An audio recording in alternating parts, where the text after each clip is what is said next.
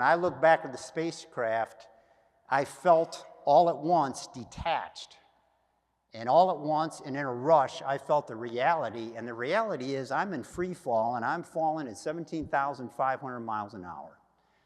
And when it hit me at gut level, it was kind of like free fall parachuting, only going 100 times faster than I ever have free fall parachuting before.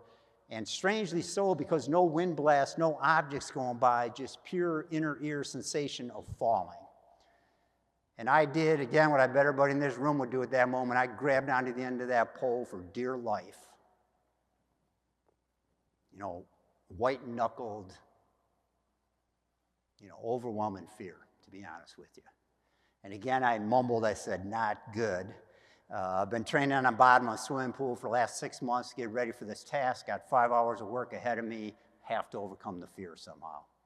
Went to game plan A, stared back at the space station, could not make that visual attachment happen again. It's kind of like low level in a jet. When you're going through the Grand Canyon, you feel that speed.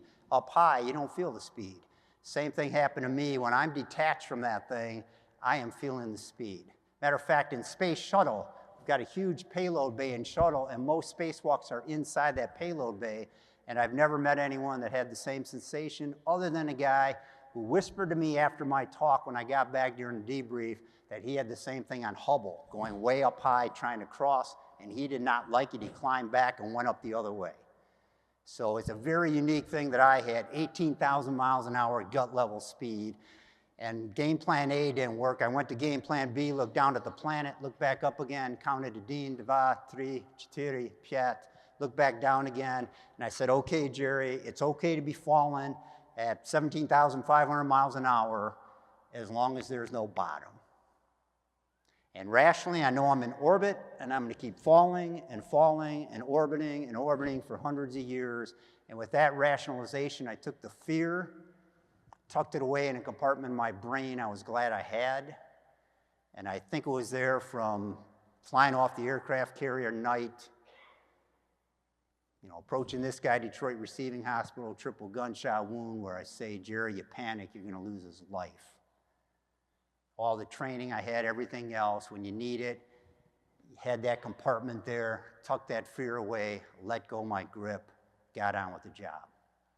Attached data cables, power cables, everything checked out, got swung back in the other direction, same point in space, same sensation, gut level speed. This time I take my tethers attached at the end of the pole, push myself away, fling my arms out, and just start screaming, Yahoo, what a thrill. This is incredible. How many human beings have ever felt this, if any? Yahoo. I got on the radio, I said, Vasily, I wish you could crawl out here. This is fantastic. Leave me out here as long as you can.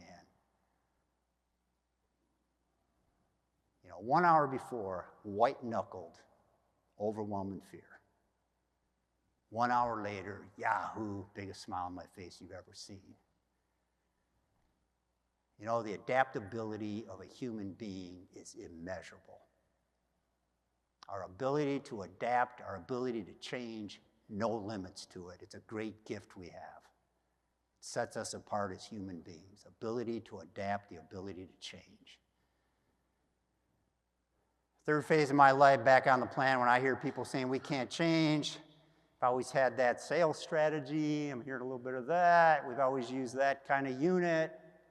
I've always treated my family that way. I always had that bad habit. Can't change that. That's just garbage. That's just excuse.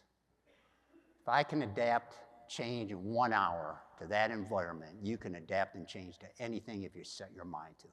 Prepare yourself.